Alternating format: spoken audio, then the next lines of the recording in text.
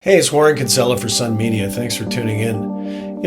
At the start of the pandemic, the Trudeau government seemed to be doing okay. They came up with programs like the CERB, which was not a bad program.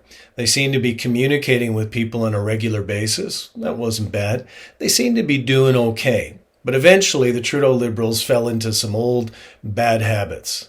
Arrogance, cronyism, and some incompetence. So, on the arrogance front, we had scenes of the Minister of Health. The Minister of Health traveling around without a mask on after having told us repeatedly all of us needed to wear a mask. And she was traveling around at taxpayers' expense when she'd been telling all of us to stay at home.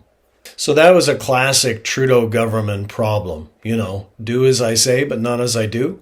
But there was cronyism too. Just a few months ago, we had the extraordinary scene of the Prime Minister of Canada and his Minister of Finance sliding a multi-million-dollar sole source contract to a so-called charity, a charity that had employed or given contracts of its own to members of their own families. That was bad enough. But what made it worse is it happened during the pandemic when I think the Trudeau folks were hoping that none of us were paying attention.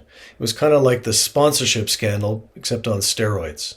The third and biggest problem I think the Trudeau government have got right now is the biggest story in the world, which is the pandemic.